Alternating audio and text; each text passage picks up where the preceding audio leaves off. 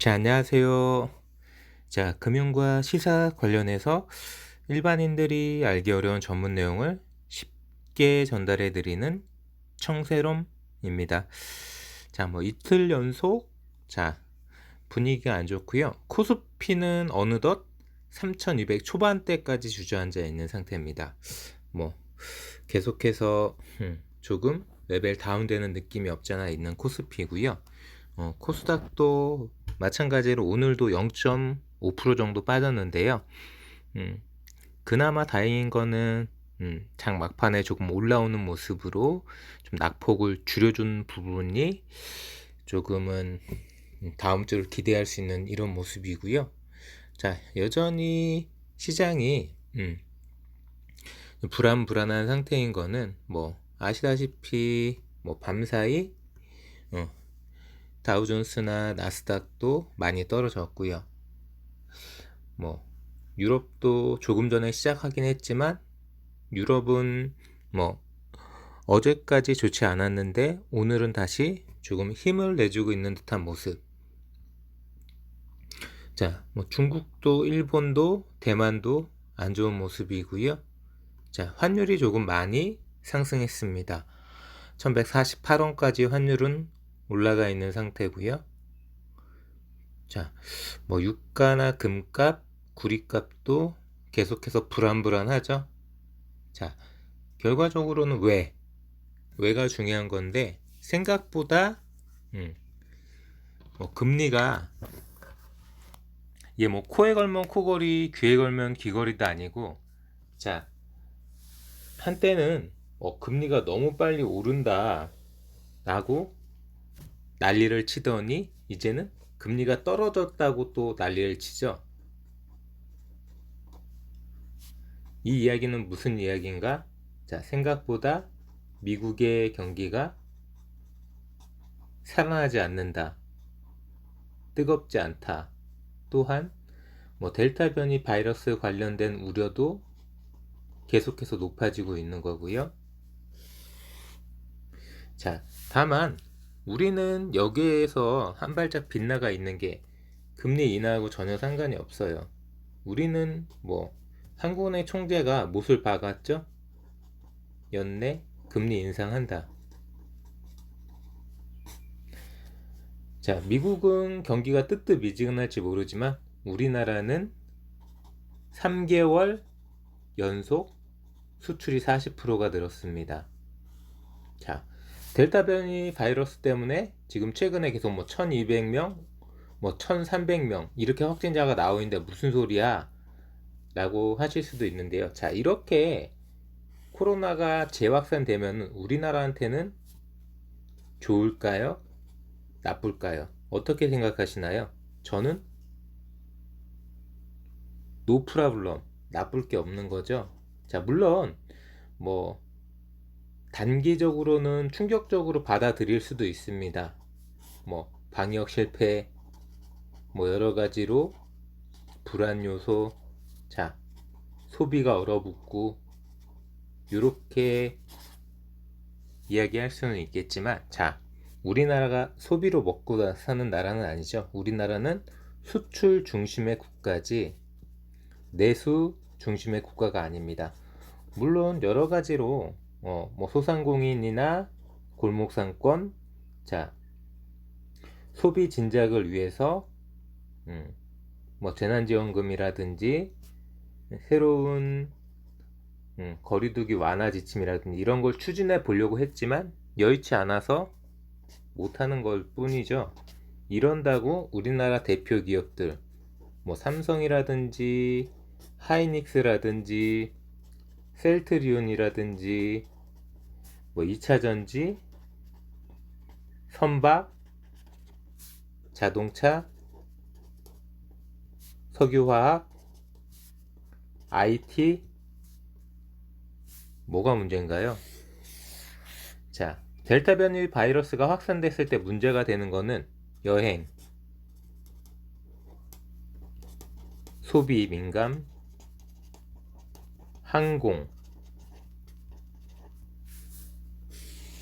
이런 쪽인데 우리나라는 여행으로 돈을 버는 나라가 아니라 여행으로 돈을 쓰고 다니는 나라죠. 뭐 이러면 이럴수록 더더욱 국내 여행을 하고 국내에 돈을 쓰겠죠.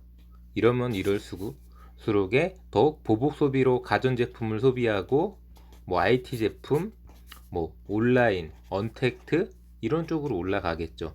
이거 다 우리나라가 강한 쪽 아닙니까? 뭐 셀트리온이 됐든 백신 허브가 됐든 바이오 CMO가 됐든 2차전지, 선박, 자동차, 석유, 하이닉스, 삼성전자 나쁠 게 전혀 없는 거죠.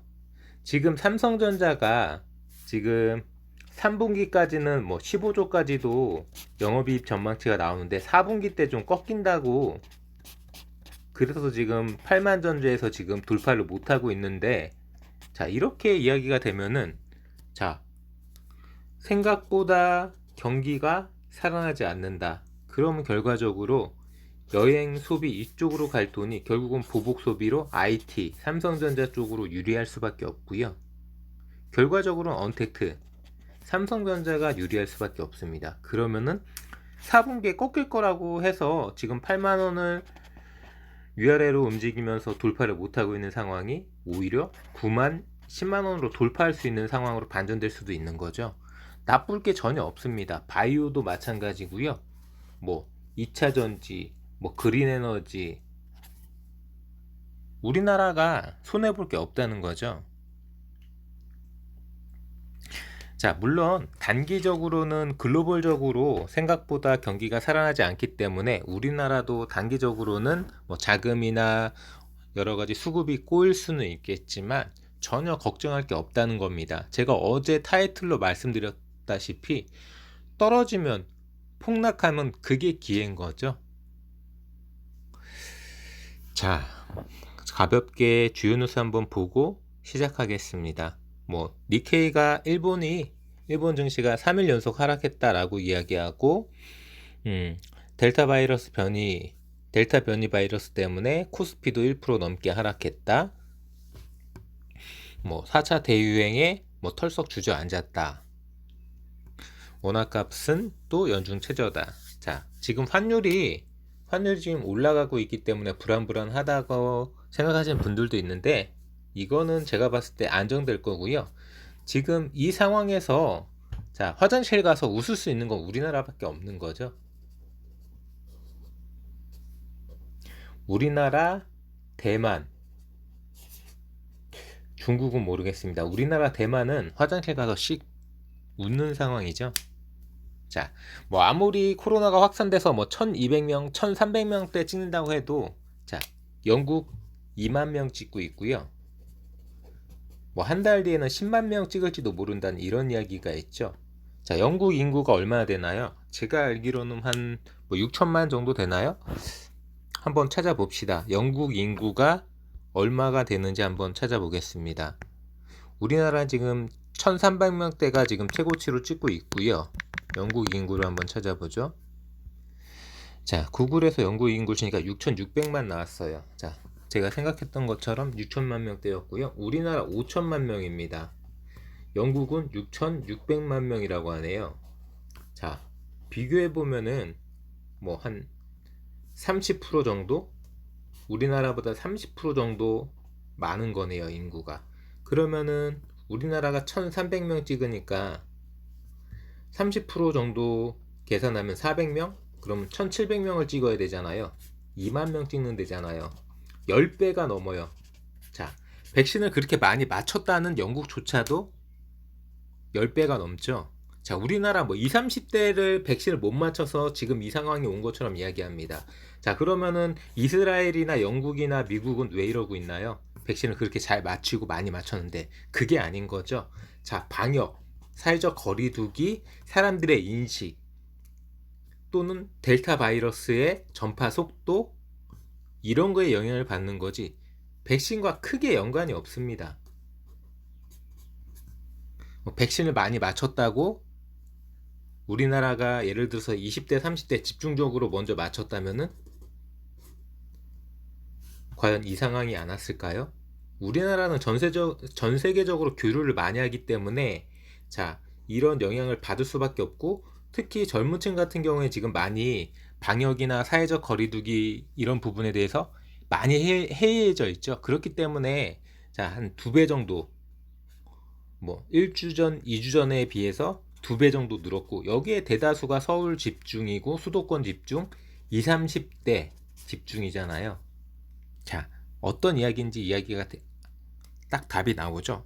사실상 우리나라의 뭐 주력 산업이나 이런 부분에는 전혀 타격이 없는 거고, 오히려 화장실 가서 웃을 수 있는 이런 상황입니다. 자, 두고 보시죠. 다음 주, 다다음 주, 뭐 2주간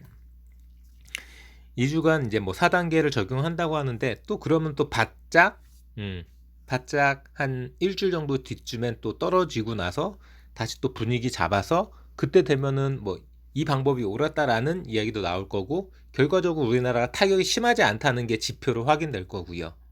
뭐 계속적으로 우리나라는 우상향할 수밖에 없는 패턴인 거죠.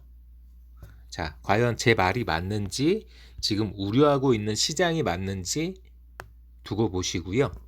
다시 증권 화면으로 와서 뭐 더 다른 뉴스가 있는지 찾아보겠습니다. 뭐 코로나 재유행 우려에 때문에 뭐 1028선까지 코스닥이 마감됐다, 이런 이야기도 있고요. 뭐 일본은 결과적으로 올림픽 무관중으로 결정했죠. 뭐 일본 증시도 마찬가지로 떨어지고 있는데, 뭐 아시다시피 뭐 전 세계적으로 일본이 지금 메리트가 없는 게, 뭐 미국이 됐든 영국이 됐든 뭐 독일이 됐든 프랑스가 됐든 세계 주요 국가, 중국도 마찬가지죠. 일본한테 아쉬운 게 없습니다. 일본한테 아쉬운 소리 할 이유가 없어요. 그나마 우리나라가 일본한테 좀 아쉬웠던 건 소부장이었는데, 반도체 관련된 소부장이었는데, 이거 스스로 발로 차버렸잖아요. 2019년도에 스스로 무역보복, 무역제재 한다고 발로 차버리고, 우리나라 소부장 기업들이 독립하고 기술 수준을 끌어올리면서 오히려 일본 업체가 피해를 받고 있죠, 지금. 뭐 이런 상황에서 일본은 출구가 없는 거죠. 출구 전략 자체가 없습니다. 그러고 나서 지금 이제 와서 뭐 문 대통령이 뭐 일본의 방일해서 뭔가를 조율할 것처럼 계속 일본이 언론 플레이를 하고 있는데, 문 대통령이 확실하게 못을 박았죠. 성과 없으면 안 간다. 확실하게 니들이 반성하고 양보하고 타협할 생각이 있다면 내가 가줄 수 있지만, 그게 아니라면은 자, 들러리 서러 안 간다는 얘기죠. 자, 전 세계적으로 영국도 프랑스도, 자, 미국도 우리나라가 최고라고 엄지손가락 치켜 세워주고 있고, 우리나라 인기가 상한가를 달리고 있는데, 못하러 우리가 일본 가가지고 그 정신 나간 것들한테 정신 나간 소리 듣고 있습니까? 말이 안 되는 이야기고요. 자, 별다른 이야기가 없고요. 자, 국내 증시 오늘 뭐 이틀 연속으로 빠지긴 했지만, 이렇게 빠지는 게 분명 이 위기가 기회라고 저는 힘주어 말씀드리고 있고요. 자, 삼성, 하이닉스, 뭐 카카오, 네이버, 뭐 시가총액 대다수 종목들이 다 떨어졌고요. 삼성 SDI만 0.5% 정도 강했고, SK이노베이션도 살짝 강했네요. 뭐 대다수 1%, 2%. 자, 코스닥도 볼까요? 뭐 셀트리온 형제들도 마찬가지고요. 뭐 시젠도 떨어졌고요. 다만 웬일인지 뭐 게임주 관련, 또 에코프로비엠 전기차 관련, 배터리 관련 나름대로 그래도 강합니다. 알테오젠도 강하고요. 하지만 뭐 아래쪽으로 내려보면은 파란불이 많이 보이긴 보이죠.